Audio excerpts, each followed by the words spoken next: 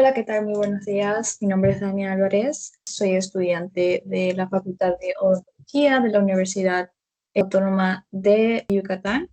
Y el día de hoy vamos a presentar el tema sobre el protocolo de manejo estomatológico para los pacientes con terapia de bifosfonatos.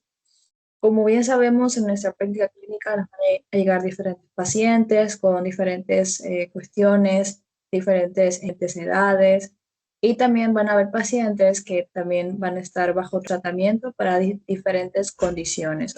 Entre ellos, al día de hoy hablaremos sobre los pacientes que están bajo tratamiento con bifosfonatos. Como una pequeña introducción a lo que serían estos medicamentos, pues debemos de saber para qué se usan. Y más que nada, estos medicamentos se van a utilizar para prevenir y tratar las enfermedades que tienen que ver con la disminución de la masa de los huesos, ¿ok? Como la osteoporosis, algunos tipos de osteopenias, pero también se van a utilizar como para diferentes tipos, pues de cáncer, ¿no? A nivel, pues, de los huesos. Entonces, estos medicamentos actúan a nivel de las células que se encuentran en nuestros huesos, los osteoclastos y los osteoblastos. Entonces, estos medicamentos van a disminuir la actividad de los osteoclastos, que son los encargados, pues, de destruir ese hueso, y van a aumentar la actividad de los osteoblastos, así como también van a producir un balance en lo que sería la remodelación, van a regular lo que es el metabolismo, y estos medicamentos van a tener una propiedad súper importante. Esto se puede unir al componente que es la hidroxiapatita que se encuentra en nuestros huesos, y por lo tanto van a tener una cierta permanencia sistémica. O sea, estos medicamentos se van a acumular en nuestros huesos. Al hablar de estos medicamentos, pues tenemos que tener en cuenta en qué presentaciones viene, cuántos tipos hay y sobre todo por cuáles vías se pueden administrar, ¿ok? Los bifosfonatos se van a dividir en dos grupos, que son los de primera generación y los de segunda. Bueno, se van a diferenciar entre un compuesto nitrogenado. Los de primera generación no van a tener este compuesto y los de segunda sí. Los de segunda generación son más potentes y se acumulan más en el hueso, tienen un periodo de vida en el cuerpo más largo, y por lo tanto se van a utilizar con más frecuencia a comparación de los de primera. De primera generación podemos encontrar al etidronato, clodronato, fludronato, y en los de segunda encontramos 5 súper importantes y los que más se utilizan, que son el pamidronato, el alendronato, el ivandronato, el risedronato y el soledronato. Estos medicamentos se pueden administrar mediante dos vías, por vía oral y por vía intravenosa. Los que más encontraremos frecuentemente por vía oral van a ser el ácido alendrónico y el ácido risendrónico. Vamos a encontrar diferentes marcas como que comerciales, entre ellas el Fosabal C70, el Tecnodron o el Bomviva. Por vía intravenosa podemos encontrar los más comunes, que son el ácido solendrónico y el ácido ivandrónico. Los que se van a administrar por vía oral son para aquellas enfermedades como osteoporosis, y en cambio la vía intravenosa son más que nada para pacientes que tienen algún tipo de cáncer, ¿ok? Porque son más potentes y tienen un tiempo de vida sistémico más elevado a comparación de los orales. Y pues bueno, aquí tenemos una pequeña presentación donde viene una tabla, donde vienen los principales tipos de bifosfonatos de segunda generación y su vía de administración, así como sus nombres comerciales, ¿ok? Para que lo tengamos en cuenta, podemos guardarlos, hacer una captura para cualquier cosita, pues si dudamos de algún nombre, aquí los podemos como que consultar, ¿ok? Entonces, estos medicamentos no van a estar exentos de efectos pues secundarios, ¿no? Y complicaciones en el cuerpo. Podemos tener efectos a nivel gastrointestinal. Los pacientes pueden presentar irritaciones en el estómago, en el esófago, o pueden tener unas dificultades pues para comer. También tenemos cierta afectación renal y también pueden ser hipocalcemiantes que pueden pues reducir los niveles de calcio en nuestra sangre si se utilizan por un tiempo bastante prolongado, ¿no? Pero aquí creo que la complicación que más nos importa como dentistas y que tenemos que tener muchísimo en cuenta pues es más que nada la osteonecrosis de los maxilares, ¿ok? Que se ha asociado a pacientes que utilizan estos medicamentos de bifosfonatos, ¿ok? Que es básicamente que después de un procedimiento dental se produce la muerte del tejido óseo, ya sea tanto de la mandíbula como de maxilar. Es más frecuente, se dice que es más frecuente en la mandíbula que el maxilar. Entonces hay que tener en cuenta más que nada en los procedimientos que se hacen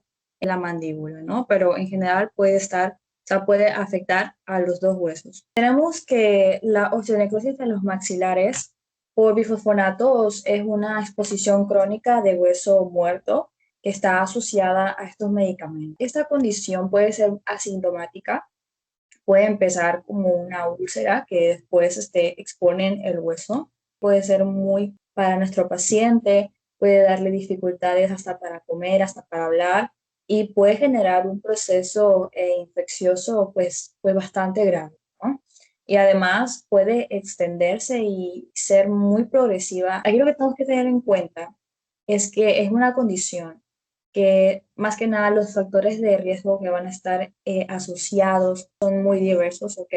Pero si hay alguna que hay que mencionar así puntualmente, es para que los pacientes que están tomando bifosfonatos intravenosos van a ser más susceptibles a desarrollar esta condición. Entonces, ahí es como nuestro primer punto para tener en cuenta en cuanto al manejo de estos pacientes, ¿no? Sobre qué tipo de bifosfonatos están tomando. Aquí tenemos una imagen que nos muestra qué tan progresiva puede ser esta condición, ¿no? Primero puede empezar como una exposición de hueso muy pequeñita, pero después puede irse extendiendo a diversas zonas de lo que sería pues, el hueso hasta por fin tocar el tejido blando, ¿no? Entonces, estamos hablando de una condición que puede comprometer diversas estructuras de la cara, ¿no? A nivel funcional y estético puede ser muy perjudicial.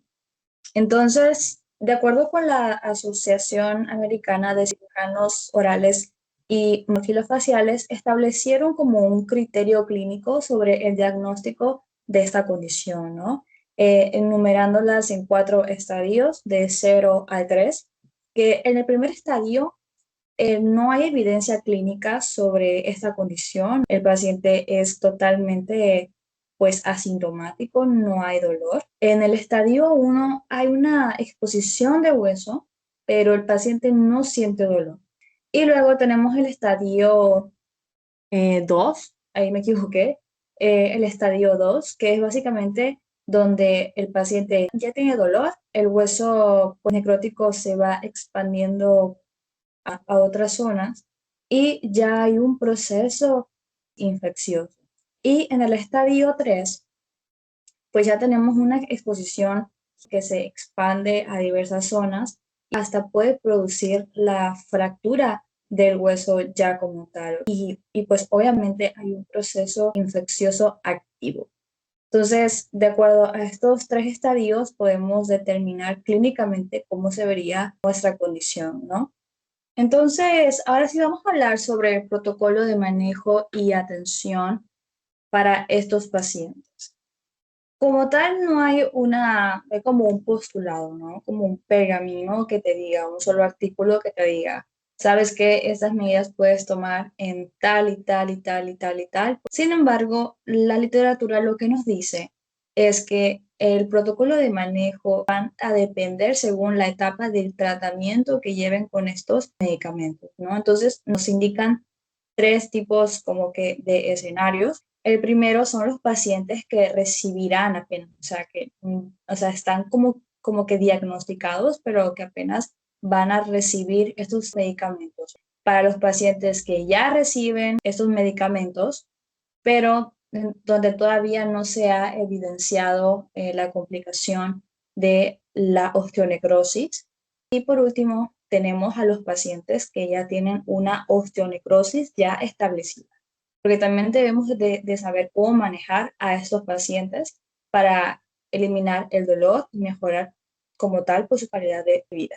Para los pacientes que aún van a recibir estos tratamientos con estos medicamentos, el objetivo va a ser establecer una salud oral óptima para que en el futuro no llegue a necesitar pues, procedimientos más invasivos. Aquí lo que podemos hacer es hacer todo, o sea, operatoria, un poco de perio, cirugías.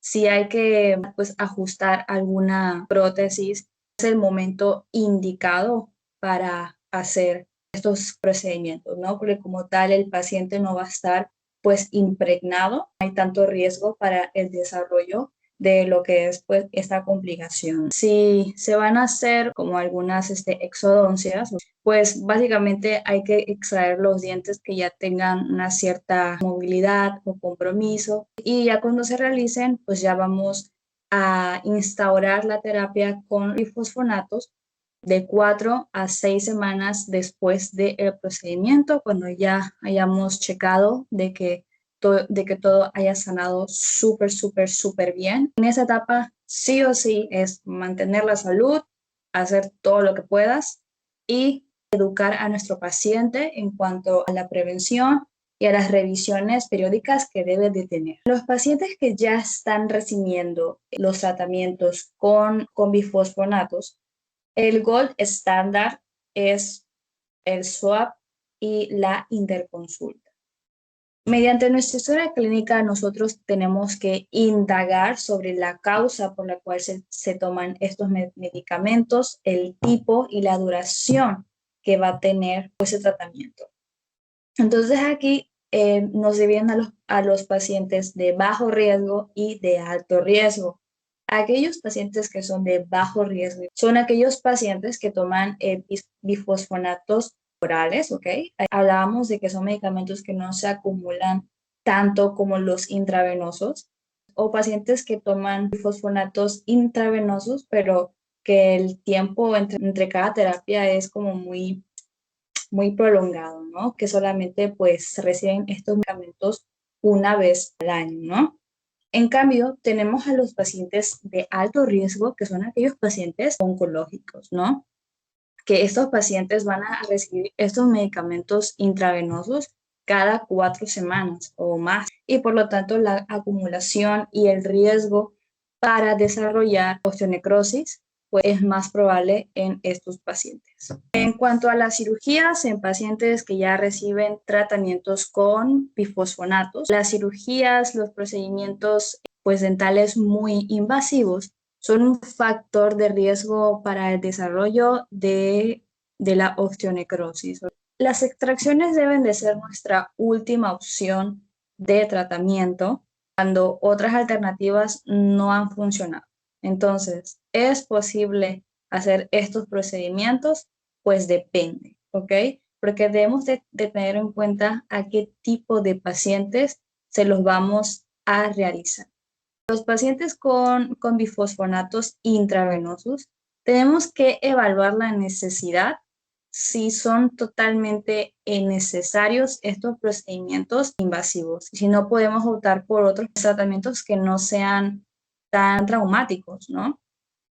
En los pacientes con bifosfonatos orales como tal, el riesgo es bajo, pero hay que tener en cuenta la duración y la dosis de estos medicamentos. Y a los pacientes oncológicos, así está súper, súper, súper contraindicado la realización de estos procedimientos. Entonces, si no son tan necesarios, podemos postergarlos. Las cirugías son posibles, sí, pero van a depender de nuestro paciente, tipo pues de medicamento, la vía de administración y el tiempo por el cual se utiliza.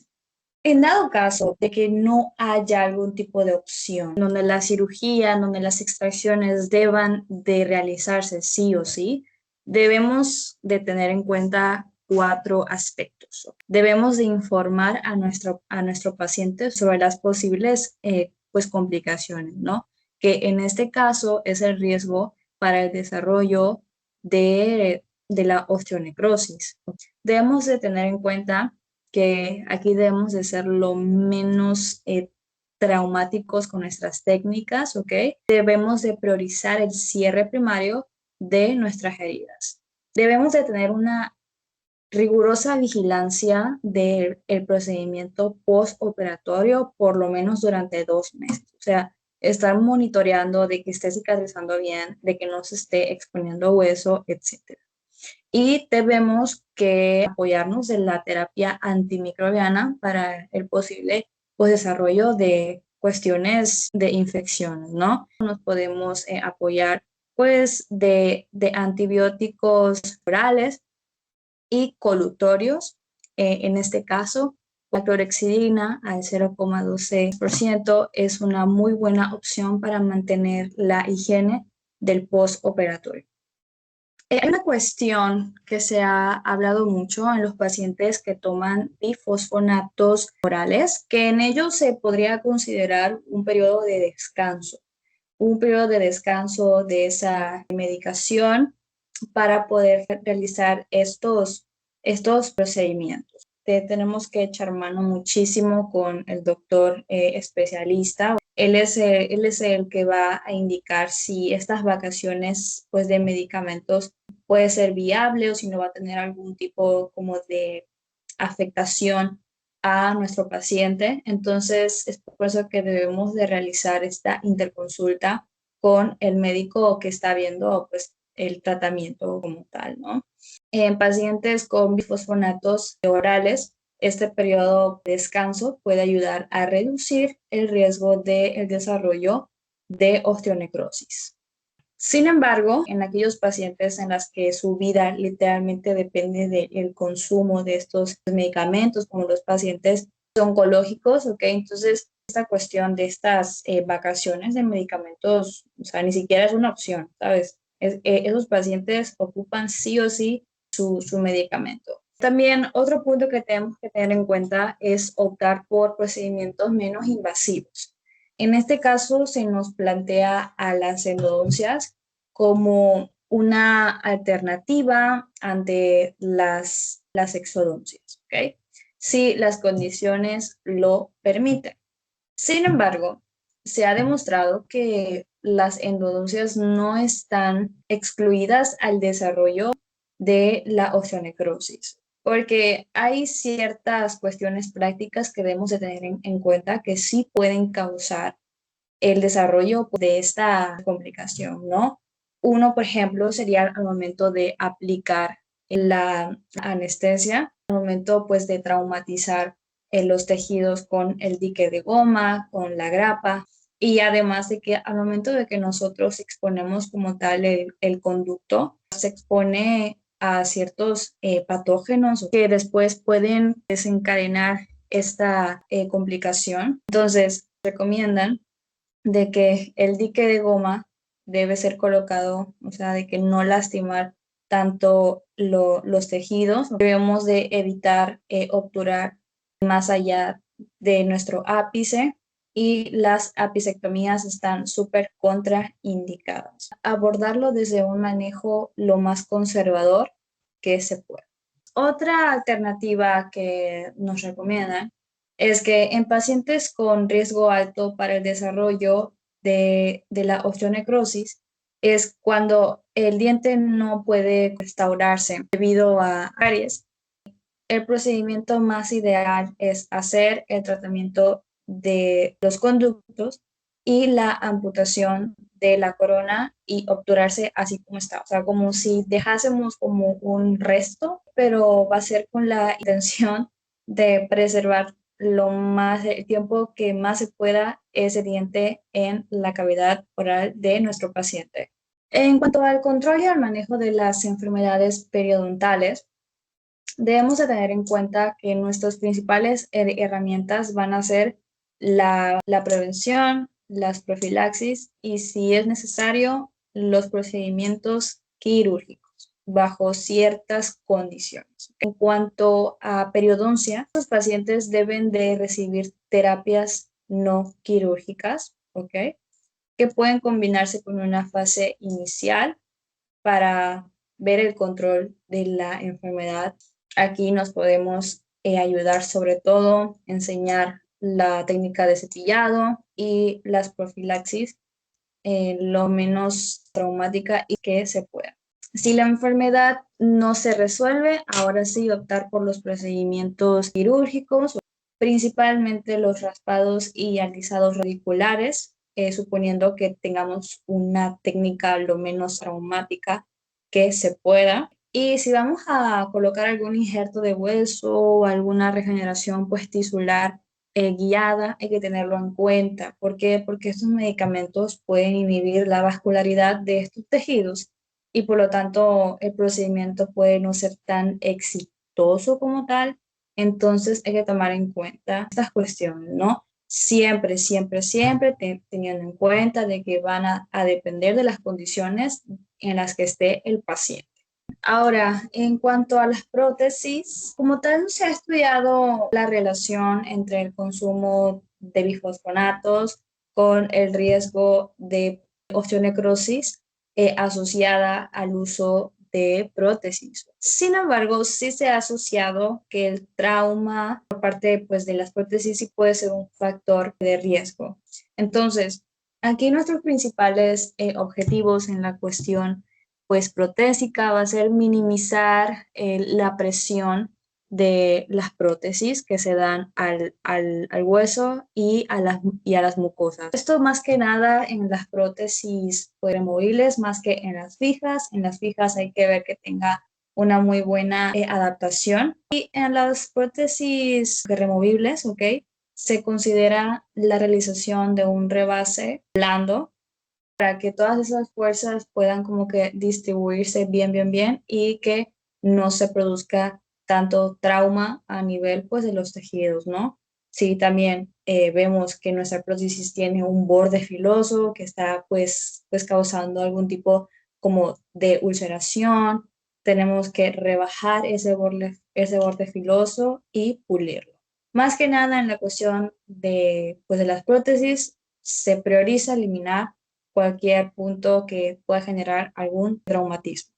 Eso fue más que nada sobre el manejo de los pacientes que ya reciben una medicación, pero ¿qué hay de los pacientes donde ya tenemos una osteonecrosis de los maxilares ya franca, ya expuesta? Aquí nuestro objetivo principal en estos pacientes va a ser minimizar el dolor, el proceso pues infeccioso y detener la progresión de la osteonecrosis.